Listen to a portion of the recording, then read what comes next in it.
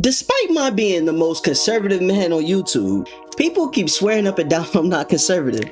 Leftists question why I use the term when I don't speak like conservatives, and so-called conservatives say that my takes aren't conservative at all. And I think this stems from a misunderstanding of what conservatism is. I think that people focus on the culture war nonsense and they lose sight of what it actually means to conserve something, what conservatism actually requires to be coherent.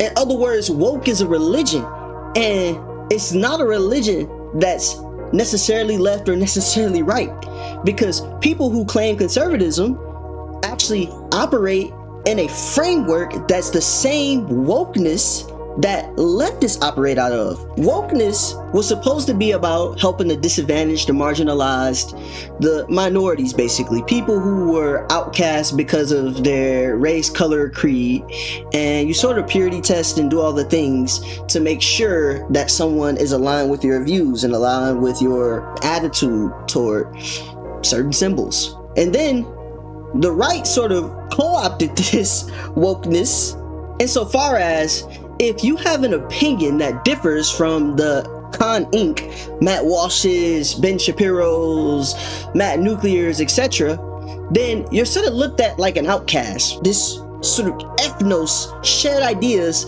based on how you vote and how you're supposed to think about things is a kind of purity test too. And well, myself being a scholar of conservatism, I can honestly say that because I'm published in the European Journal of Political Theory, talking about conservatism, defining what conservatism is and actually defending conservatism. I tend to take a Kierkegaardian approach to all of this stuff, meaning I already mastered the ethical. So now I'm gonna play in the universal. I'm gonna have my relationship with God and God only, and my display of conservatism is an act of faith because I live my life in a conservative way. I don't need to have the right opinions to be conservative. In fact, this whole right opinions thing is symbolic in nature, meaning your opinions don't matter as much as what you do. And this is important to understand because what Edmund Burke spoke about in Reflections on the Revolution in France was these sort of imaginary metaphysical abstractions that remove a man from his forefathers. So when I'm talking about race as a black man, as a descendant of American chattel slavery, as a foundational black American, what I'm doing is I'm having a concrete conservation model toward my lineage. Because what do I want? I want the best for foundational black Americans. Of course, I want the best for Americans in general. And of course, I want the best for all of humanity. And one of the core, I guess, popular understandings of conservatism is about human dignity and liberty. But what the Matt Walshes do and what the Ben Shapiro's do and what the people in my comments often do is take a rugged individualism, which is more libertarianism or at least classical liberalism, and try to make that what conservatism is. That's not what conservatism is, brother. And yeah, classical liberalism is very good. It saved the world.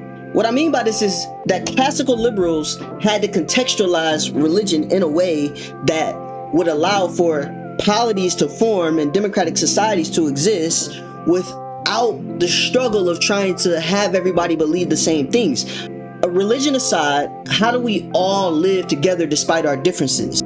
That was the question. But today, classical liberalism is just a way to tell a person to pick up themselves by their bootstraps. And it's like, yeah, it's important to have individuality and see yourself as responsible for yourself. Personal responsibility is very important, but also social membership is very important.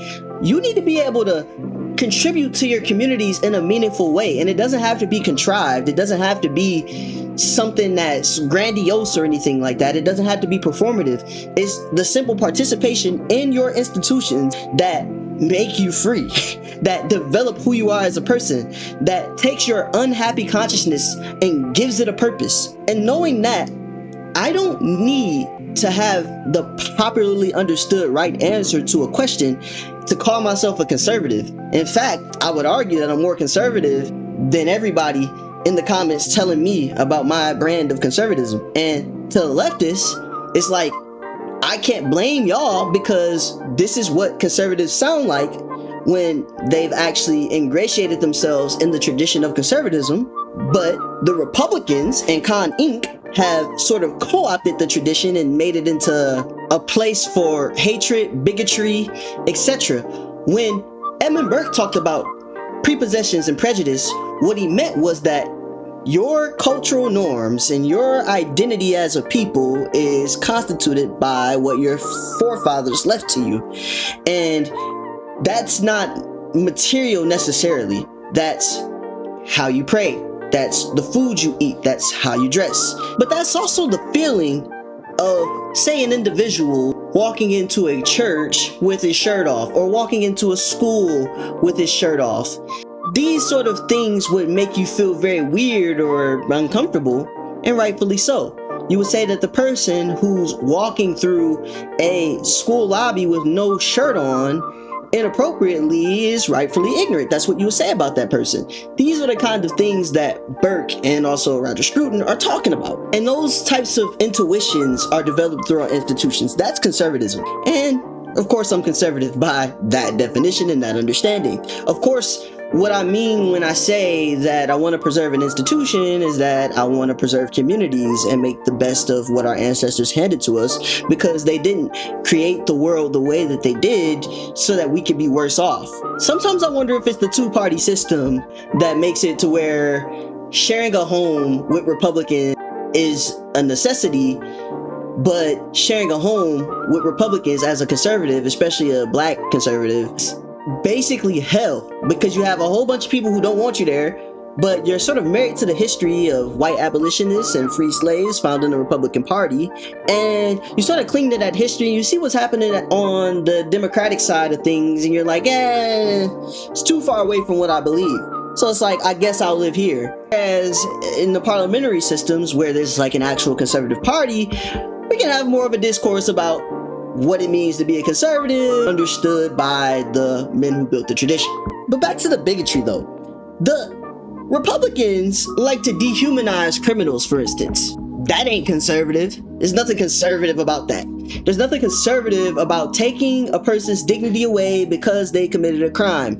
Basically reducing the whole of their life to whatever crime they committed. And then voting for a president who committed multiple felonies. And it's just really sad, that you can't speak some truth, and still be considered conservative, because the conservatives are supposed to believe one thing and one thing only, or they're supposed to think about political issues this way or that way or whatever. It's like, how much conservative literature have y'all taken in, like the foundations? Do y'all even know Aristotle at this point? Because the issue becomes trying to take somebody's conservative card away when y'all ain't even mastered the ethical. I'm leaning heavily into my Kierkegaardian bag right now, so y'all gotta forgive me if I'm losing y'all, but every time I speak on these issues, it's like a leap of faith for me, where I'm not really concerned what somebody in my comments is gonna cry about.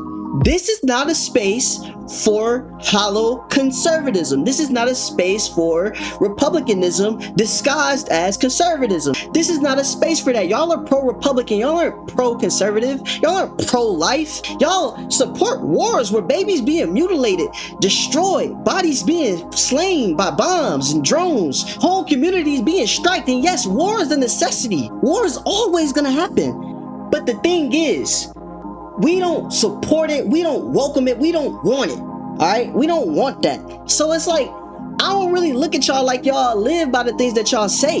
And this is why we lead by faith, not by sight. And then another thing about the dehumanization of criminals, most of y'all say y'all Christians. We don't dehumanize the sinner. We love the sinner, we hate the sin, brother. And then when it comes to crime and criminality, when we talk about black people, right?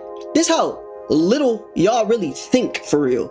If human nature is formed, we all have it, then why is it that when a black man commits a crime, he's told that it's his biology or his IQ that makes him more likely to commit crime? But when a white person with the same human nature commits the same crime with the same circumstances, meaning his material conditions look the same, we say, oh, mental health issues. Oh, well, something had to go wrong, didn't it? This good white boy, he just killed somebody. He just did the same thing that we say that them other ones, them darker ones do.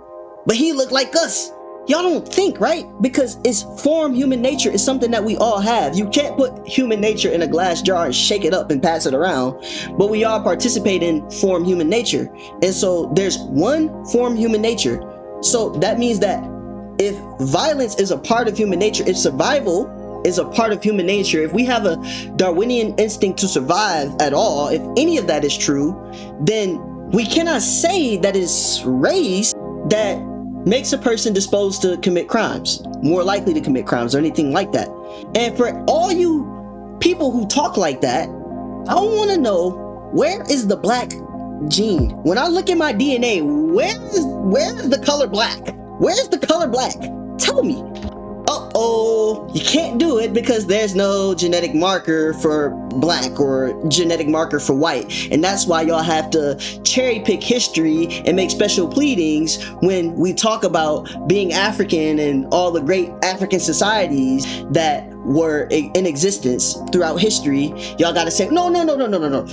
Those weren't black Africans. Those were some other African. It's like, alright, dog. Now y'all gotta say, oh, it's Africans. And then when we get down to the nitty gritty, debunking y'all claims, y'all gotta make a special pleading to say, oh, no. We mean like the Africans we mean.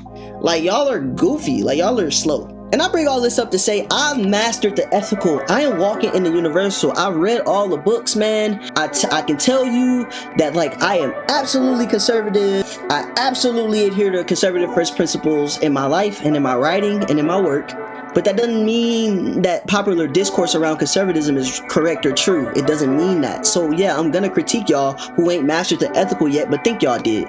And yeah, I read Marx. I read Foucault, I read whoever, Judith Butler, I read these people because I want to understand them. And even Roger Scruton said out of his own mouth that not everything Karl Marx said was wrong. If Roger Scruton can say that, and he done more for conservative tradition than any of us, then why are y'all in my comments beefing with me for reading Marx and understanding that not everything he said was wrong? I'm following in the footsteps of the great conservative writers and thinkers and philosophers, the real ones. Before me, I'm standing on the backs of giants such as Roger Scruton, Edmund Burke, Aristotle, Thomas Sowell. I'm standing on their backs and I'm seeing the gaps. So another gap that we can talk about is philosophy of race. Well, because in their efforts to be anti-racist, they have essentially became anti-black. Conservatives don't actually do any philosophy of race unless it's racist. And what I mean by this is, why no journal where they tackling philosophy of race from a conservative lens? Why do they want to do that? Why they want to let the left define what race is and then get mad when they do so, and instead of fighting back, they get to cry saying, oh, see, look, it's the victimized white man. Man, be quiet, bro. Write something, read something, study something, refute something. Don't refute me. Refute the leftist scholars that I'm arguing with, the Ray Terradors that I'm arguing with. Go fight those people. Go fight Frantz Fanon. Don't argue with me. Go fight Charles Mills. Don't argue with me. Hannah Arendt shouldn't be the only thing that we got. Alright? We need to step it up. Stop coming in my comments telling me I ain't conservative enough when I'm the one sitting here trying to write and read and study and engage with the stronger arguments and leave the popular discourse for the goofballs like Matt Walsh that want to talk about Emmett Till all these years later and try to make something out of that. What's wrong with y'all? I'm not bullyable, bruh. I'm not bullyable. I really put in pain academically for this stuff, man. I'm not bullyable. And I'm always willing to debate. Any of y'all in my comments that want this smoke, y'all can get it. Because I do debate. I'm really good at debating. I'm really good at debating, especially politics. Don't come in my comments on a faceless account scared to debate. I want to see your face and I want to debate you. That's what I want to do. If it really come down to it, we can have a debate. You can come on. We can stream it live. We won't be no cuts, no edits, no nothing. And we can let the people see a show. A real show. A show where I'm gonna expose you for not having read anything, understood anything, thought deeply about anything, but yet in my comments complaining to me that I'm not conservative enough. And the last thing, for y'all conservative defenders of capitalism, I understand, because communism is a ridiculous alternative to capitalism. But even Roger Scruton said, and what book was that? That was How to Be a Conservative. It's literally called How to Be a Conservative, from the last great conservative philosopher we had. He said specifically, he said in his chapter 5, The Truth in Capitalism, he said, it would be foolish and naive to assume that the attacks leveled at something called capitalism are without foundation or do not need a reply. Now, riddle me this, you dumb. Riddle me this, you dumb motherfuckers. How can you reply to something you don't understand and not talk past the person, not talk past an argument, not avoid what somebody's saying? You can't. So you gotta read Marx, man. You gotta talk to people who disagree with you. You gotta think for yourself. You gotta master the ethical first, and then jump in that universal. I walk with God every day, man. I'm a conservative follower of Jesus of Nazareth, Yeshua HaMashiach. And I don't need nobody on my comments trying to tell me that I ain't conservative, G-check me, nothing like that.